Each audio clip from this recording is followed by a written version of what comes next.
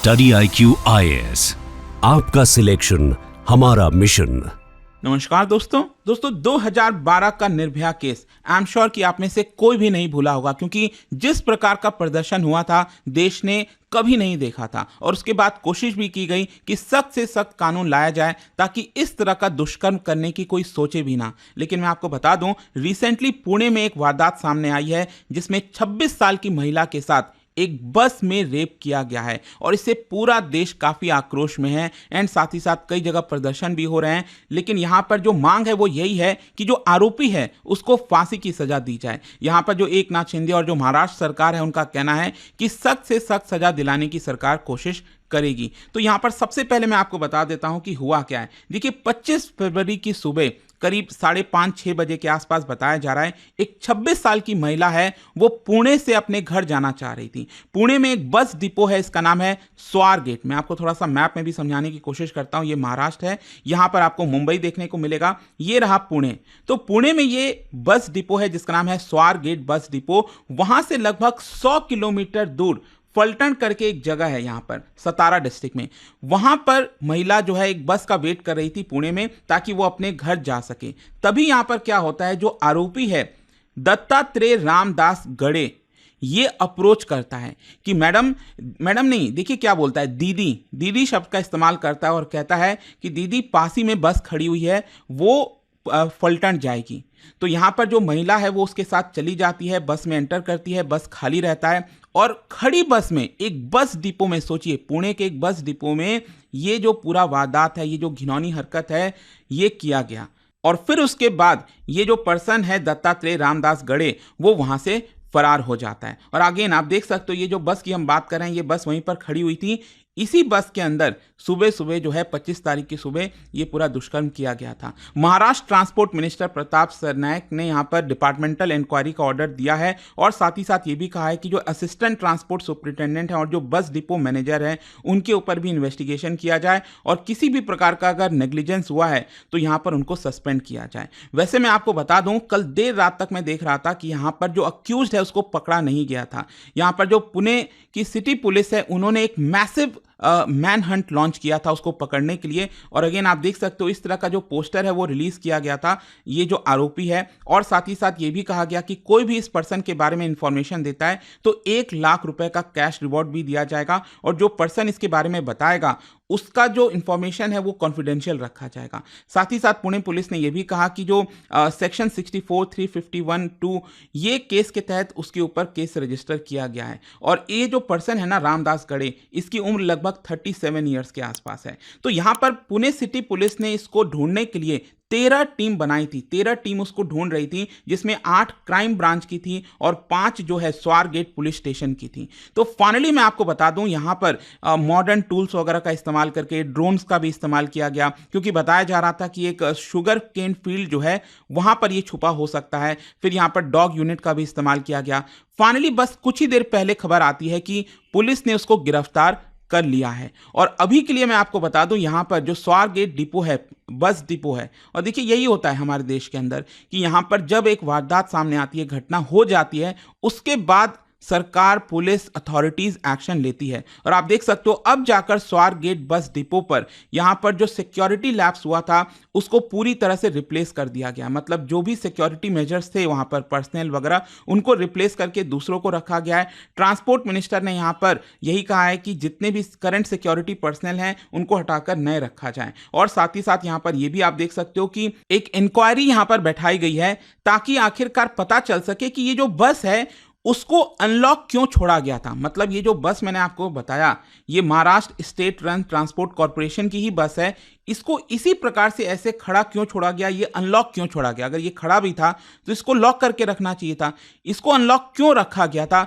ये अब क्वेश्चन उठ रहे हैं। इस तरह के कई सारे सवाल उठ रहे हैं। और यहां पर लगभग 20 सीसीटीवी कैमरास लगा हुआ था डिपो पर जो कि ऑपरेशनल था, तो उसको भी खंगाला जा रहा है कि आखिरकार इसके पीछे का कारण क्या है। लेकिन इसके पीछे की एक और चीज मैं आपको बताता हूं, यहां पर जो पता चली है कि एक बहुत ही क्रूशल सिक्योरिटी पोस्ट था Maharashtra state run transport corporation में जो वेकेंट था। जी हां, मैं आपको बता दूं, यहां पर बताया जा रहा है कि जो चीफ सिक्योरिटी और विजिलेंस ऑफिसर की पोस्ट है, पिछले 3 साल से ये आपका वेकेंट चल रही थी, क्योंकि जो लास्ट पर्सन इस पे थे वो रिटायर हो गए थे 30 जून 2022 को। डीआईजी रैंक के ऑफिसर, इनका नाम है एमके भोसले।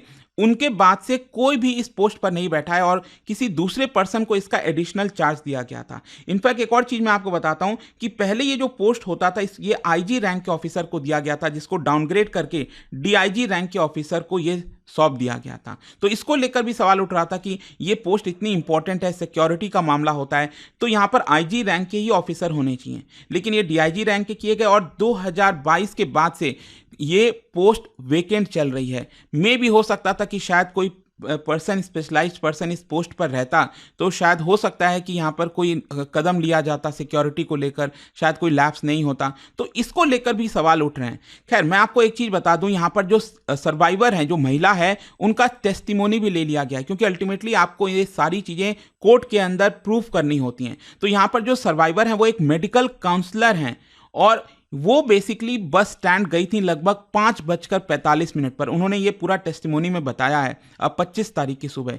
और यहाँ पर उन्होंने यही कहा कि जो अक्यूज्ड है वो उसको अप्रोच करता है और देखिए उसको दीदी बुलाता है ताकि उसका ट्रस्ट जीत सके, और यहाँ पर गलत तरीके से पार्क जो बस है वहाँ पर ले जाता है और कहता है कि ये बस जो है फलटन जाएगी। और यहाँ पर एक बार जो महिला है उन्होंने कहा कि मुझे हेजिटेंट भी हुआ, और वो जो होता है ना, कई बार हम देखते हैं कि अंधेरा सा रहता है तो फ़ोन का टॉर्च जलाते हैं, तो फ़ोन का टॉर्च जलाकर वो धीरे धीरे बस के अंदर एंटर करने की कोशिश की, लेकिन जैसे ही वो एंटर की तो यहाँ पर बस का जो गेट है वो क्लोज कर देता है, बंद कर देता है, और तब जो है ये पूरा जो रेप केस है वो यहाँ पर किया जाता है। और साथ ही साथ कुछ देर के बाद वो चला जाता है, और जो महिला है वो भी पहले पुलिस में केस दर्ज नहीं करा पाती है।